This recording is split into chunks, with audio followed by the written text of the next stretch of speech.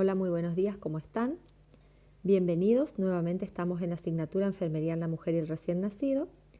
Soy la licenciada Roth y en esta oportunidad vamos a desarrollar el tema cervicitis y cáncer de cuello uterino.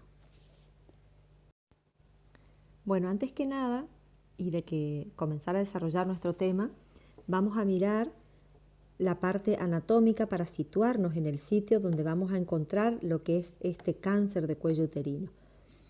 Lo que ustedes están viendo en la imagen es el aparato reproductor femenino. Acá fíjense ver muy claramente todas las partes que lo conforman. Las trompas de falopio, los ovarios. Aquí en la parte central es donde encontramos el útero. En la parte inferior de ese útero vamos a ver el cuello propiamente uterino, ¿sí? Que es ese reborde que ustedes pueden ver por debajo del útero. Y lo que le continúa hacia abajo es la vagina. En ese cuello uterino es donde nosotros nos vamos a situar en esta clase, como para que ustedes tengan una idea, digamos, mental, una imagen de dónde se localiza el cáncer cérvico-uterino, o dónde comienza, digamos, y puedan de ahí relacionarlo con las partes externas, digamos, y poder ir relacionando según los estadios y según cómo avanza ese cáncer, qué otras partes puede ir tomando o no. Bueno, y antes que nada vamos a definir lo que es la cervicitis. Dice que es una inflamación del cuello uterino dada por diferentes procesos con etiologías y tratamientos distintos. Dentro de esta cervicitis podemos encontrar a las ectropionitis, a las erosiones, a la cervicocolpitis, tuberculosis genital y sífilis. Las ectropionitis es una de las más frecuentes y lo que se provoca en este caso es una eversión de la mucosa endocervical. Esta mucosa se inflama, aparece una zona enrojecida periorificio, o sea, alrededor del orificio del cuello uterino, y aparece una metaplasia pavimentosa o una zona de transformación. ¿Sí? Esto quiere decir que las células que rodean ese orificio comienzan a cambiar de aspecto y de forma. A esto es a lo que llamamos una metaplasia pavimentosa. Las células se vuelven pavimentosas, cambian de aspecto y de forma. En las erosiones podemos ver la pérdida del epitelio pavimentoso y estas erosiones pueden ir desde erosiones hacia verdaderas úlceras, o sea, de ser simples erosiones como si fuese un irritado de la superficie a provocar o a generarse verdaderas úlceras. Las úlceras en general son traumáticas, o sea, son dolorosas y generan muchas molestias. Por otro lado, tenemos las cervicocolpitis, donde en este caso podemos clasificarlas en infecciones genitales bajas e infecciones genitales altas. Dentro de las infecciones genitales bajas, hacemos referencia cuando lo que se encuentra inflamado o infectado por diferentes agentes etiológicos son la vulva, la vagina, el cuello uterino. En este caso, cuando decimos cuello uterino, incluye el endo y el exocervix, o sea, por dentro y por fuera del cuello uterino. Y cuando hacemos referencias a las infecciones genitales altas, son aquellas que alcanzan al útero, a las trompas de falopio, los ovarios, los parametrios, la pelvis y el... Los factores de riesgos asociados a estas cervicocolpitis son los abortos, las exploraciones diagnósticas y los aumentos de las infecciones de transmisión sexual. La causa generalmente está dada por gérmenes endógenos, por alteración de su ecosistema, o sea, los mismos gérmenes que forman parte del cuello uterino o de la vagina, cuando aparece una alteración de su estado, o sea, de su ecosistema, sea porque las defensas disminuyen o porque está muy expuesto, por ejemplo, al aumento de transmisiones sexuales, a la promiscuidad, o cuando aparecen estos factores de riesgos muy expuestos, digamos, lo que hacen estos gérmenes es invadir esa mucosa, o sea, irse y progresar hacia el endocervix, provocando estas infecciones. También puede provocarse por gérmenes exógenos, como son, por ejemplo, los polimicrobianos, o sea, cualquier germen externo que infecte oportunamente este cérvix. Aquí en este cuadro comparativo de las infecciones genitales bajas, pueden ver claramente por ahí los agentes causales más comunes, los síntomas que cada una presenta y los factores de riesgo. Fíjense que dentro de las infecciones genitales bajas lo que tenemos son las vaginitis, las cervicitis, que las que la habíamos descrito al principio de esta clase, y las vulvitis. Dentro de los agentes causales les voy a nombrar los de la cervicitis, que son los que nos interesan en este caso. Fíjense que aparece la gonorrea, la clamidia y el herpes simples. Los síntomas de la cervicitis aparecen leucorreas, esta leucorrea va a ser mucopurulenta, el cuello se vuelve edematoso, friable y de fácil sangrado. O sea que es un cuello sensible, que está edematizado, que ante cualquier estímulo, cualquier tacto puede llegar a sangrar. Y el factor de riesgo principal son las enfermedades de transmisión sexual, y esto se da generalmente cuando hay promiscuidad. Después tenemos, por supuesto, bien descrito lo que son las vaginitis y las vulvitis. Se los dejo en este cuadro comparativo para que ustedes lo puedan ahondar, digamos, cuando hagan su estudio. En esta imagen podemos ver los signos y síntomas, digamos, de cada una de estas infecciones genitales bajas. Fíjense que en la cervicitis, el cuello edematizado, friable, como lo habíamos dicho, está enrojecido y aparece lo que es esta leucorrea mucopurulenta. Esta imagen que ustedes ven de este círculo con un pequeño orificio en el medio es la vista del cuello uterino desde afuera, o sea, es la vista vaginal, digamos, de lo que es el cuello uterino. En la primera imagen que yo les había mostrado, donde presentábamos la anatomía, la visión es con un corte transversal.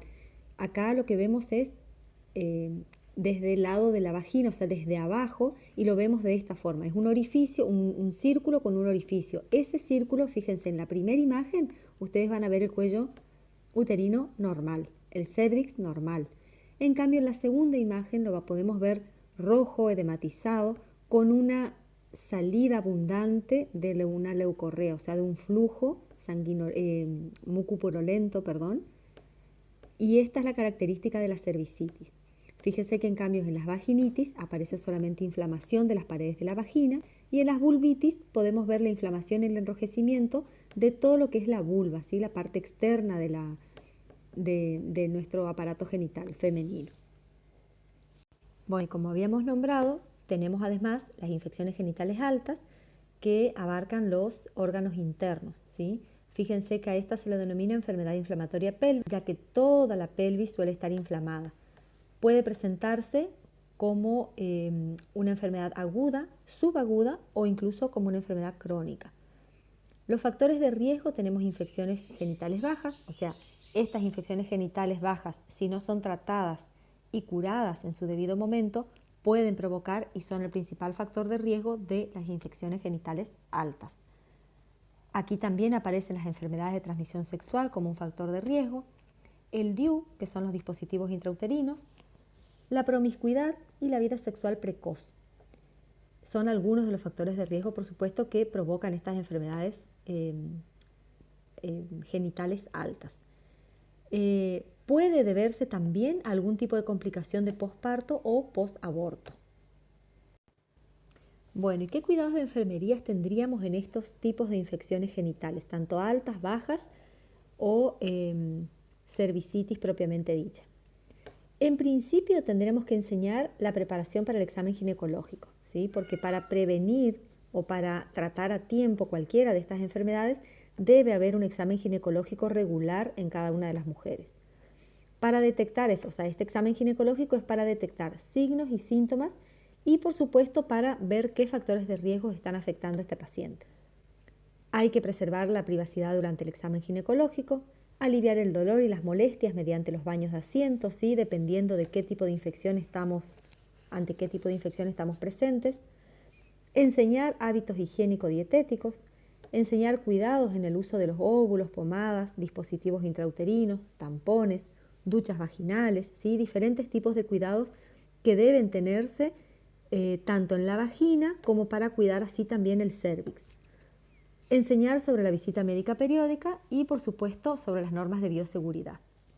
Acá, cuando hablamos de normas de bioseguridad, también podemos nombrar a lo que son la enseñanza sobre la vida o la promiscuidad, sobre los cuidados que se deben tener y sobre la prevención de las infecciones de transmisión sexual. Bueno, y acá lo tenemos al tumor del cuello uterino. Dada, digamos, toda esta introducción sobre lo que son las cervicitis, las infecciones genitales altas y genitales bajas, era necesario, o sea, es necesario porque ustedes deben tener el conocimiento de todos los tipos de infecciones que pueden provocarse a nivel del cuello uterino, ya que de este debe darse luego, como consecuencia o como complicación, lo que se llama carcinoma invasor o carcinoma de cuello uterino. Es en esta zona donde dijimos que el epitelio o esta capa celular se transforma en un epitelio pavimentoso y va transformándose, son las que luego pueden llegar a ser un carcinoma invasor de cuello uterino. Dentro de los tumores de cuello uterino tenemos tumores benignos, como son los pólipos, los adenomas, los miomas cervicales y los papilomas. Y por supuesto que el carcinoma invasor es el que pertenece a la clasificación de los tumores malignos. Bueno, ¿y qué es el cáncer de cuello uterino? El cáncer de cuello uterino es una alteración celular que se origina en el epitelio del cuello del útero inicialmente y a través de lesiones precursoras. Es de lenta y progresiva evolución que se suceden en etapas. Esto va desde las displasias leves a moderada y a severa. El cáncer de cuello uterino constituye un problema de salud pública en todo el mundo. Fíjense que primero aparece como un cáncer in situ, o sea, situado en el lugar donde todo el epitelio, se abarca todo el epitelio y la mayor parte de él sin que haya una invasión del estroma subyacente. Y luego este cáncer in situ se convierte en un cáncer invasor cuando aparece compromiso de las células internas, o sea, donde traspasa la membrana basal. Y para ver lo que es el panorama mundial, fíjense que dice que más del 85% de los casos nuevos y de las muertes se presentan en los países en desarrollo o subdesarrollados como es el nuestro. El cáncer de cuello uterino es la segunda causa de muerte por cáncer en las mujeres en todo el mundo. Aparecen más de 500.000 casos nuevos por año y es el tercer cáncer más comúnmente diagnosticado. ¿Qué pasa en nuestro país con el tema del cáncer de cuello uterino? Las estadísticas nos dicen que cada año se diagnostican alrededor de 3.000 casos nuevos de cáncer de cuello de útero y alrededor de 1.600 mujeres mueren a causa de esta enfermedad. ¿Sí? Fíjense que acá tenemos un gráfico donde podemos ver las estadísticas. Dentro de los factores de riesgo de esta enfermedad podemos nombrar a las mujeres en los grupos de entre 25 y 64 años de edad, ¿sí? Que son las mujeres activas, fértiles. El inicio temprano de la actividad sexual cuando se produce antes de los 18 años, las múltiples parejas o la promiscuidad, antecedentes de enfermedades de transmisión sexual, infección persistente por HPV, ¿sí? Por el virus del papiloma humano, que esto genera un alto riesgo, la multiparidad, mayor a 4 hijos, el tabaquismo, nunca haberse practicado un estudio citológico, ¿sí?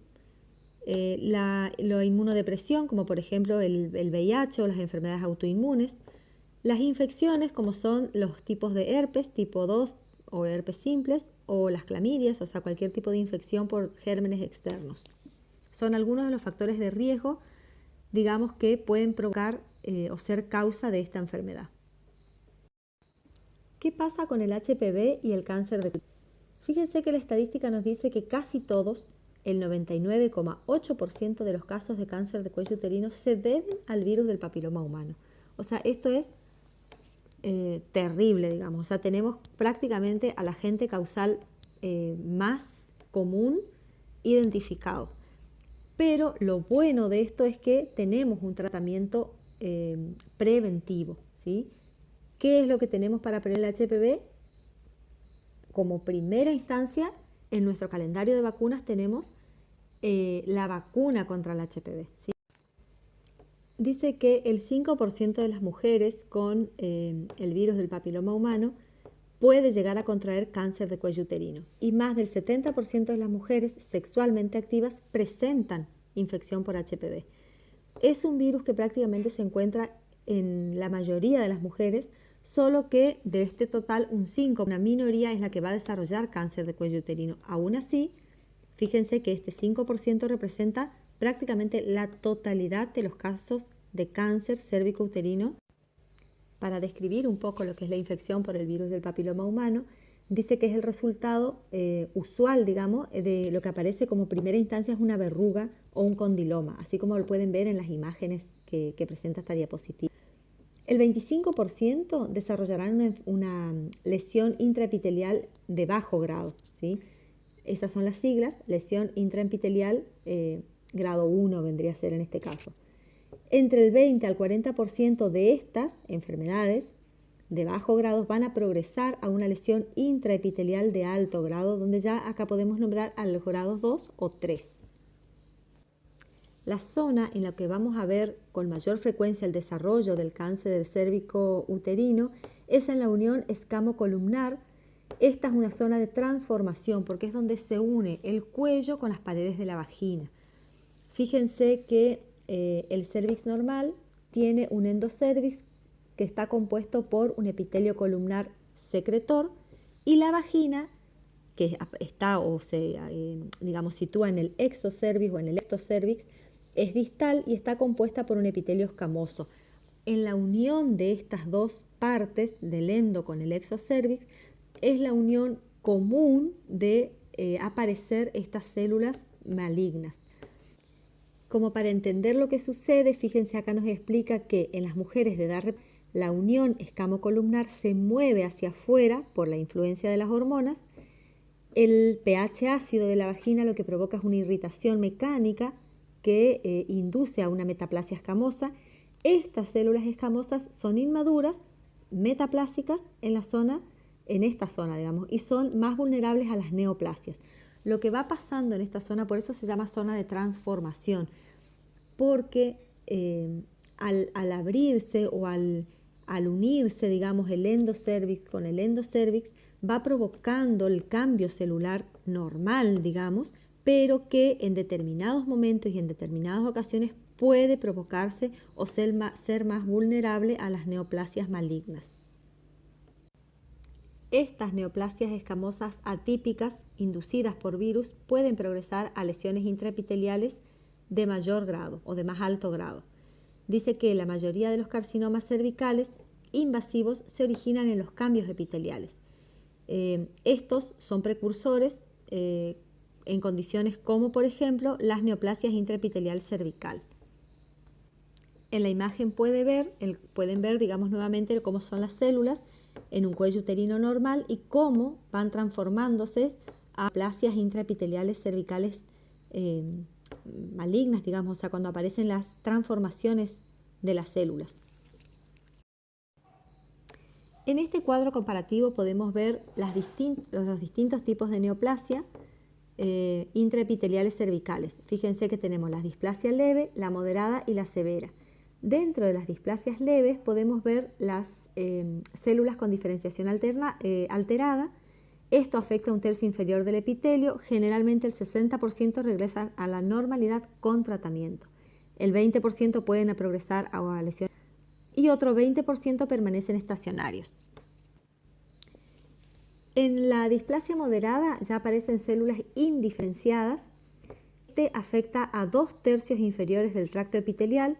El 50% nada más ya regresa a la normalidad y el otro 50% progresa a lesiones mayores. En las displasias severas o carcinoma in situ propiamente dicho, las células también son indiferenciadas, pero aquí afecta al espesor del epitelio y hasta una altura superior a los 2/3 o puede también afectar a todo el espesor. El 80 o el 100% de estos progresan a un cáncer invasor y se trata como cáncer invasor in situ. En esta imagen podemos ver los tipos de cambios celulares, cómo se van dando desde el momento de la infección por HPV y hasta que se transforma en un cáncer invasor in situ. Fíjense cómo después de ser normales las células aparece la infección por HPV, estas si se transforman en una invasión intraepitelial cervical de grado 1 o una displasia de grado 1. La persistencia de esta displasia se transforma, o sea, estos cambios celulares siguen progresando y se transforman en una displasia de grado 2. Luego de grado 3 pueden ver ya como todas las células del epitelio están cambiadas en su forma, color y tamaño. para transformarse en lo que es un cáncer invasor in situ. Tenemos una clasificación de los tipos de cáncer según su histología. Dentro de esta clasificación podemos nombrar al carcinoma de células escamosas en el 75% de los casos, tenemos los adenocarcinomas entre un 15 y un 25%, el carcinoma adenoescamoso, el sarcoma de 3 a 5% de los casos, los melanomas malignos, los carcinomas neuroendocrinos. Estos también se presentan en una frecuencia de 3 a 5%. El cuadro clínico que presenta esta patología, tenemos dolor como un síntoma tardío. Este dolor localizado en el flanco, en uno de los flancos, o puede aparecer también como un dolor lumbar. En la mayoría de los casos es asintomático. Puede aparecer una leucorrea fétida de apariencia de agua de lavar carne, ¿sí? Que sería como una leucorrea sanguinolenta transparente. Puede aparecer hematuria, estreñimiento. En las etapas tardías, el síntoma precoz y característico son las metrorragias. Puede aparecer disuria, rectorragia, hidronefrosis con insuficiencia renal, que también aparece como uno de los síntomas tardíos. Bueno, y la clasificación que nos interesa son los estadios de este carcinoma invasor. Estos estadios van desde el estadio 0 hacia el estadio 4. A su vez, cada estadio se subdivide en dos partes. Fíjense que el estadio 0 habla del carcinoma in situ, ¿sí? O la neoplasia intraepitelial cervical de displasia tipo 3, digamos, de grado 3. En este caso no ha sobrepasado la membrana basal. El estadio 1 tenemos un tumor limitado al cérvix. El estadio 1A tenemos un carcinoma limitado al cérvix, solo puede diagnosticarse mediante microscopía, y la invasión con profundidad en la membrana basal es de o menor a 5 milímetros con una extensión horizontal menor a 7 milímetros. El estadio 2 del carcinoma invasor, acá podemos decir que el carcinoma se extiende por fuera del cérvix, pero sin llegar a las paredes pélvicas ni al tercio inferior de la vagina, así como lo pueden ver aquí en esta imagen. A su vez, el estadio 2 tenemos subdividido en 2A y 2B. Cuando hablamos de el estadio 2A, hablamos de que la extensión está por fuera del cérvix, incluso los 2 tercios superiores a la vagina, sin afectar los parametrios. Hay una supervivencia de 5 años con un tratamiento óptimo del 75%. En cambio, en el estadio 2B tenemos una extensión por fuera del cérvix con una invasión de los parametrios sin llegar a la pared pélvica ni al tercio inferior de la vagina, y en este caso la supervivencia también es de 5 años, pero con un tratamiento óptimo solo del 65%. Luego tenemos el tercer estadio, donde hablamos de que este carcinoma se extiende hasta la pared pélvica o a un tercio inferior de la vagina. En este caso ya aparece la hidronefrosis o el riñón no funcional. También podemos verlo aquí en esta imagen. En este caso también el estadio 3 se clasifica o se subclasifica en 3A y 3B. El estadio 3A, la extensión abarca el tercio inferior de la vagina sin llegar a la pared pélvica. La supervivencia es a 5 años con un tratamiento óptimo del 30%. En cambio, en el estadio 3B, la extensión de la pared pélvica o la hidronefrosis o el riñón no funcional, o sea, aparece una extensión mucho más amplia. La supervivencia en 5 años es del 30%, siempre hablando de que el tratamiento haya sido óptimo, digamos. Fíjense cómo a medida que va avanzando los estadios, cómo disminuye en porcentaje la supervivencia en un plazo de 5 años de las mujeres afectadas con este tipo de cáncer. Y después, como último, tenemos el estadio 4 o el carcinoma extendido. El estadio 4 también subdividido en A y B. En el A podemos hablar de que la extensión abarca a la mucosa de la vejiga y del recto, ¿sí? En este caso ya hay, digamos, metástasis en los órganos vecinos. La supervivencia en 5 años con un tratamiento óptimo es solamente del 10%. En el estadio 4B la diseminación afecta mucho más a órganos más distantes, ¿sí? Acá podemos hablar, por ejemplo, del intestino, del hígado, ¿sí? De los órganos que ya están más alejados de lo que es el aparato reproductor o el cuello uterino propiamente dicho. La supervivencia a 5 años es menor al 5%. Bueno, y esto dejo más que nada a modo de estudio, donde podemos ver comparativamente los 5 estadios del carcinoma de cuello uterino, desde el estadio 0 al estadio 4, y los porcentajes de supervivencia y las zonas que abarca cada uno según el estadio en el que se encuentran. Así que ese se los dejo como para que lo puedan ver más fácil y más claro para comparar cada uno y estudiarlo de manera simple. Bueno, ¿y cómo hacemos el diagnóstico de nuestro carcinoma de cuello uterino? Primero que nada, como siempre, empezamos con la anamnesis, ¿sí? Aquí es muy importante todo lo que podamos indagar, sobre todo lo que tiene que ver con antecedentes familiares con respecto a lo que es este tipo de cáncer. Luego continuamos con el examen físico, ¿sí? Después tenemos los exámenes auxiliares. Dentro vamos a hablar de los estudios de citología cervical o el Papa Nicolau, la colposcopía y la biopsia. El examen físico, lo que vamos a examinar es la vagina. El examen debe ser minucioso, generalmente lo que se hace es un tacto bimanual, ¿sí? Con una mano introducimos los 2 dedos, si bien esto por supuesto que lo hace el ginecólogo especialista, pero bueno, pues ustedes tienen que saber cuál es el procedimiento. Fíjense como pueden ver en la imagen, se hace tacto con una de las manos y con la otra se presiona del lado externo, digamos, para poder, como si fuese agarrar, digamos, el útero y poder palparlo. Lo que acá vamos a palpar o lo que se puede identificar es un útero crecido. Esto nos va a indicar que hay una inflamación tumoral. El útero puede estar fijo. Esto nos indica que hay una infiltración tumoral de los parametrios.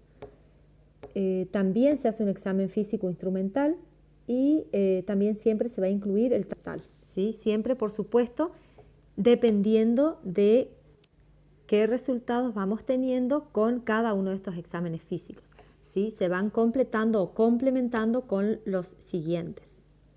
La citología cervical se realiza en todas las mujeres de 25 a 64 años y en este caso, si la muestra citológica es inadecuada, se debe repetir en un lapso no mayor a 4 semanas. En cervical estamos hablando del Papa Nicolau. Sabemos, creo que todos a esta altura, que el Papa Nicolau es uno de los diagnósticos más económicos y más eficientes que tenemos para hacer el diagnóstico oportuno del cáncer de cuello uterino. Este control debería ser anual, ¿sí? Y lo deberían realizar todas las mujeres digamos, que hayan iniciado la vida sexual o que se encuentran en edad fértil, ¿sí? Debe haber o debe requerir ciertas condiciones antes de realizarse esta toma de muestra por el Papa Nicolau. Algunas de esas condiciones son, por ejemplo, que debe realizarse fuera del periodo menstrual, debe haber ausencia de metrorragia. Si estamos ante cualquier tipo de infección genital, esta debe ser tratada primeramente y luego realizar la toma de muestra para el Papa Nicolau, para que esta muestra sea buena, digamos, y el resultado sea confiable. No se deben colocar medicaciones tópicas vaginales recientes, digamos, durante la última semana. No se deben realizar duchas vaginales en las 48 horas previas al estudio, ni tampoco mantener relaciones sexuales las 24 horas previas a la toma de Nicolau. El resultado de esta muestra de Papa Nicolau se va a clasificar en 4 clases, clase 1, clase 2, clase 3 y clase 4, según el tipo de células que se van a evidenciar. La clase 1 no evidencia malignidad y no hay células atípicas. En la clase 2 hay células atípicas, pero sin evidencia de malignidad. En la clase 3 hay células atípicas sospechosas de malignidad. Y en la clase 4 hay bastante evidencia de neoplasia maligna. Fíjense que esta clasificación es parecida a los estadios del carcinoma. Les pido por favor que cuando estudien y lean, diferencien y no los confundan, ¿sí? Cuando hablamos del Papa Nicolau, solamente hacemos referencias al tipo de célula que se pueden ver en esta citología. Otro de los estudios diagnósticos que habíamos nombrado es la colposcopía. La colposcopía es visualizar a través del colposcopio cómo se encuentra ese cuello uterino. Se lo realiza en el mismo momento que hacemos la toma de muestra del Papa Nicolau, ¿sí? Lo que se hace es colocar un espéculo para poder separar las paredes vaginales, tomamos la muestra del cuello uterino y además con el colposcopio miramos, ¿sí? Observamos. ¿Qué vamos a observar? La colposcopia en la detección del carcinoma de cuello uterino. Está indicada en pacientes con el cérvix macroscópicamente normal y con un estudio citológico normal. Lo que buscamos detectar es el carcinoma invasor, la localización de sitios anormales de estas lesiones y seguir la evolución de la lesión. ¿Sí? Hay una sensibilidad del 95% y una especificidad del 30%. ¿Qué es lo que se va a evaluar? Se va a evaluar el color de la lesión, el patrón de los capilares, el contorno de esa superficie y a esto lo vamos a clasificar 1, 2 o 3. ¿Sí? Fíjense acá en las imágenes pueden ver cómo se observa el cuello uterino de la colposcopía. Los diagnósticos y el paso siguiente, digamos, al Papa Nicolau, colposcopía, luego tenemos la biopsia. Esta está indicada cuando aparece una displasia de alto grado, ¿sí? Cuando aparecen las neoplasias invasoras o la displasia de grado 3, cuando la colposcopía es insatisfactoria, ¿sí? Cuando las características que se observaron no son buenas, cuando hay ausencia de una correlación entre la citología y la colposcopía y cuando hay sospecha de un cáncer invasor. Bueno, y cuando vamos a hablar de tratamiento, dentro del tratamiento encontramos, fíjense como pueden ver en esta imagen, es un procedimiento que tiene como finalidad extirpar del cuello un fragmento en forma de cono, esto digamos de base externa, o sea un cono de base externa que incluye el exocervix y por arriba de la unión escamocolumnar. ¿Sí? Lo que se hace es con una pinza, ¿sí? Cortar el borde del cuello uterino donde aparecen estas células malignas o este cambio epitelial que se puede observar. Está indicado en las neoplasias intraepiteliales de grado 2, cuando la biopsia es positiva o cuando estamos ante un carcinoma in situ. Otra indicación es cuando estamos ante un diagnóstico citológico anormal, pero esta unión escamocolumnar no puede observarse con el colposcopio. También si la colposcopía se observa una zona de anormalidad que se extiende hacia el canal y su límite superior no es visible. Después, otro tratamiento es la criocirugía, que es un tratamiento quirúrgico para congelar y destruir el tejido normal del cuello uterino.